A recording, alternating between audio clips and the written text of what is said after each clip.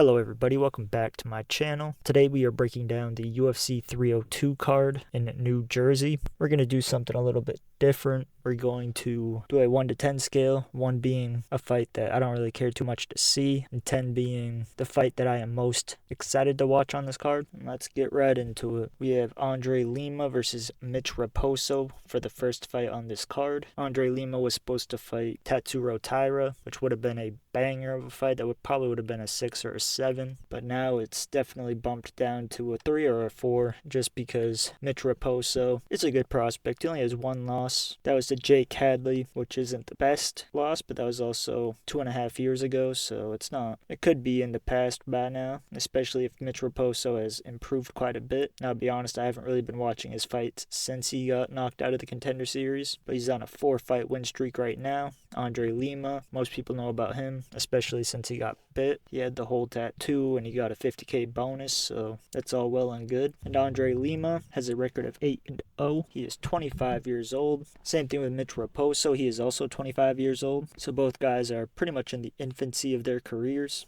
Andre Lima does have the longer wingspan at 67 inches. He's also 2 inches taller. Mitch Raposo is 5'5", Lima is 5'7", and Raposo has a 64.5-inch reach, so definitely the shorter, stockier fighter coming into this, but I'm picking Andre Lima by submission in the second round. Andre Lima showed very good timing, pretty solid defense, as well as good fight IQ in his last fight against Igor, and I think that Andre Lima will be 9-0 after this fight, but Mitch Raposo definitely has the potential to get the upset in this fight. And if you bet, the safer option is definitely Andre Lima, but if you're feeling a little bit risky, definitely bet Mitch Raposo, just because he could definitely get the upset. His last 4 fights outside of the Jake Hadley loss have been by finishing, 3 by knockout, 1 by submission, so he's definitely has the potential to win this, but I think Andre Lima is just the next level up, so I'm picking him by submission in the second round. Next up, we have the first WMMA fight on this card, which is Jocelyn Edwards versus Islam Makhachev. Perez is on a 2-fight winning streak, and I think that she's going to win this fight by decision. But Jocelyn Edwards has been on and off. She lost by decision to Jessica Rose Clark 2.5 years ago, and she went on a 3-fight winning streak, won all of them by decision, and she lost her last fight to Newark.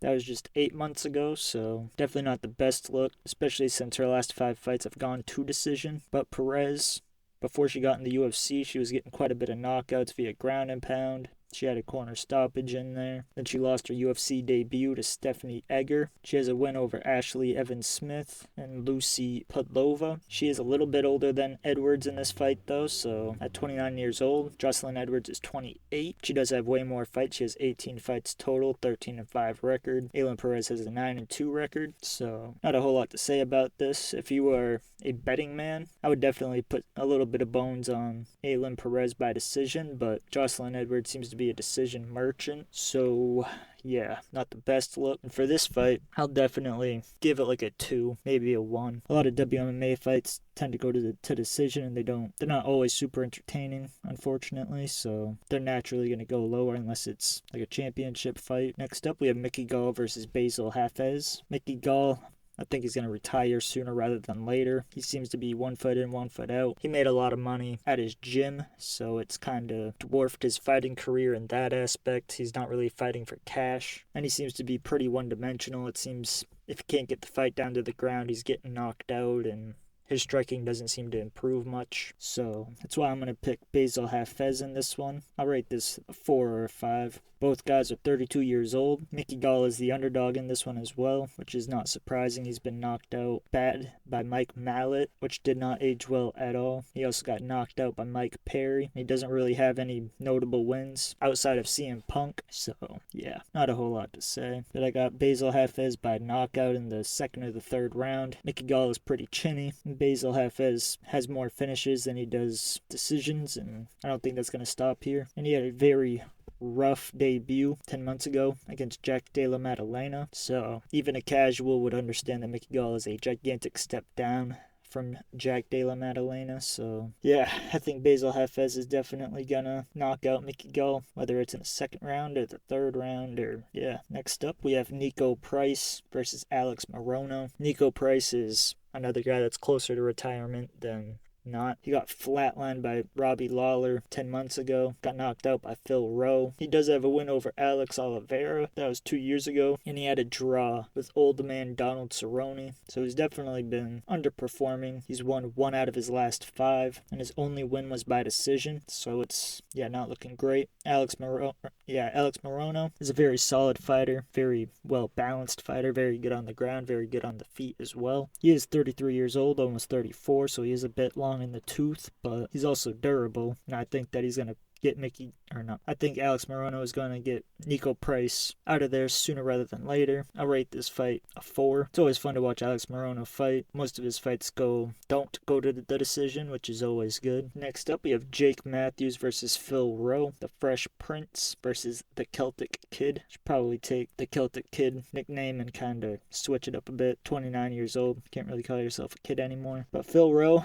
is 33 years old. 6'3", very tall for welterweight. Jake Matthews is 5'11", which is a pretty decent height for welterweight. I'd say about average. But he is giving up 8 inches in wingspan, which is brutal. Phil Rowe has a very long reach for the welterweight division, 80.5 inches. Jake Matthews only has a 72-inch reach, so the ape index is not doing him any favors. But I do think that Jake Matthews is the favorite for a reason. He has very good grappling, and his striking has improved immensely since he was younger. And Phil Rowe kind of got fraud checked by Neil Magny in his last fight. So I picked Matthews by submission in the 3rd round. I think that it'll be a fun fight, especially if Jake Matthews decides to stand and bang with Phil Rowe, which I think is a bad decision for him. This is honestly a toss-up fight. If Phil Rowe has improved on the ground, then he could definitely get the win, but safe bet is definitely Jake Matthews. He's a slight favorite for a reason. If he can get the fight on the ground in the 1st round, I think that it'll be pretty smooth walking for him. I think that he'll either find a submission early or win by decision. I'd give this fight a 6. Bit more excited for this fight than a lot of the other fights on the card. Next up, we have another fight that could go up in the air. But it's Grant Dawson versus Joe Selecki. Both guys are 30 years old. Grant Dawson is moderate favorite right now at 320. Joe Selecki is an underdog at plus 250, so might not be a bad bet to go with the underdog on this one, especially if it pans out. You could win a pretty good amount of money back. Both guys have similar height and similar reach. They're both 5'9" and 5'10". Grant Dawson has a 72-inch reach. Joe Selecki has a 70.5-inch reach. And I think that Grant Dawson is going to win this fight by decision. But his chin is a bit suspect. Bobby Green knocked him out bad. But Grant Dawson is still pretty young. He's 30 years old, so he still has some improving to do. Same thing with Joe Selecki. So yeah, I got Dawson winning by decision. I'll rate this a 4. Grant Dawson is kind of allergic to entertaining fights unless he's getting knocked out. But we could see quite a few fun scrambles. Could see Grant Dawson get knocked down a few times. So it definitely has potential to be pretty entertaining fight. And next up, we have Roman Kopylov versus Cesar Almeida. This fight, I think, is going to be really fun to watch. Roman Kopylov is a very unorthodox striker. We haven't seen too much of him on the ground game, which is surprising considering he's Russian. Cesar Almeida seems to get the knockout or nothing. The only downside to Cesar Almeida is he is 36 years old. Roman Kopylov is 33 years old. Cesar Almeida also only has 5 fights. But Roman Kopylov did take a loss in his last fight to Fluffy Hernandez, which if you don't know about Fluffy Hernandez, then definitely want to look him up. He's kind of the dark horse in the division, in my opinion. And I got Kopylov winning by knockout or TKO in the 3rd round. I think that this fight's going to be a banger. So I'll give this fight a 7 or an 8. If you're a betting man, I'd probably avoid this fight considering it's up in the air. Next up, we have Randy Brown versus Elizeu Zaleski dos Santos. I think Zaleski is definitely closer to retirement. He's 37 years old. He's had 32 fights, so he's definitely a bit long in the tooth. Randy Brown is 33 years old. He's another guy that if he gets put on the ground on his back, then it's a very rough fight for him. He's also a JDM victim. He did have a huge win over Muslim Salikov a couple months back. He also has a win over Chaos Williams, which is pretty crazy. But Zaleski did beat Benoit Saint Denis 2.5 years ago, which is another huge win. So I don't think this fight will hit the ground. I think that Zaleski is definitely going to stand and bang with Randy Brown. That's why I'm picking Randy Brown to win this fight. This guy has really good strikes. He is 6'3" in the welterweight division. Zaleski is only 5'11". Randy Brown's also much faster than Zaleski, but Zaleski is very unorthodox. His nickname is Capoeira for a reason. There's a lot of crazy kicks, and Randy Brown could definitely lean into one of those kicks and mess himself up, but safe bet is definitely Randy Brown. He's the favorite for a reason. I had to give this fight another 7. Fight that you probably don't want to miss, but it's not the most anticipated fight on the card. Next up, we have Jailton Almeida versus Alexander Romanov, and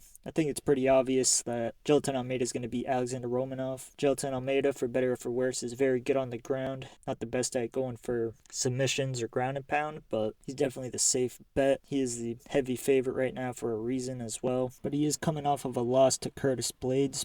He got knocked out in that one, so it's definitely not the best look, but I think he'll get back in the win column after this fight. I rate this fight, honestly, a 3 or a 2. If you miss this fight, you probably won't miss much. Next up, we have Kevin Holland versus Michael Olets.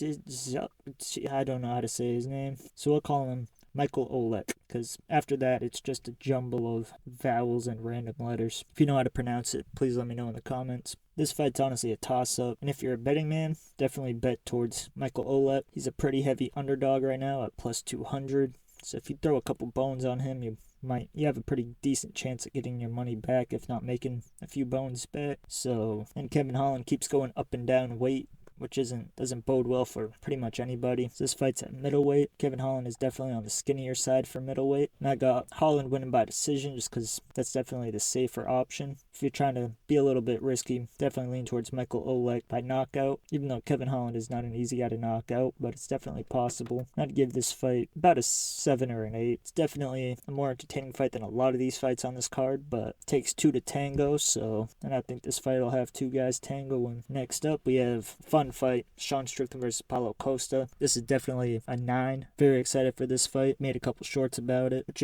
if you haven't seen those, definitely go check them out. Much more entertaining than my long form videos, but my long form videos aren't satirical. So you have Sean Strickland at a moderate favorite at minus 205. Paulo Costa is a slight underdog at plus 170. I would honestly avoid betting on this fight. Unless you're a Sean Strickland fan, then that's honestly not a bad bet. Sean Strickland has probably the best jab in the UFC. Very good boxer, very good grappler as well, even though he never goes to it. Paulo Costa might in the second and third round. Oh, this is a 5-rounder. So Paulo Costa definitely might go for a takedown in the 3rd, 4th, or 5th round once he starts to gas out a little bit. But I think that's where Sean Strickland will expose him if he does. So I got Strickland winning by decision. Next up, we have Islam Makhachev versus Dustin Poirier. This fight's a 10. I hope Islam stands and bangs with Dustin Poirier, but he has a very high fight IQ, so I don't really see that happening. I hope Dustin Poirier wins, but if you're a betting man, definitely bet on Islam. He's a safer option. My brain says Islam, but my heart says Dustin, because I want to see Dustin with the undisputed belt. He's been talking about retirement, which is never a good sign. He's 35 years old, so he's definitely closer to retirement, especially considering he made a ton of money off of those McGregor fights. And the Michael Chandler fight was a huge fight for him. Obviously, Islam has an extremely good coach with Khabib.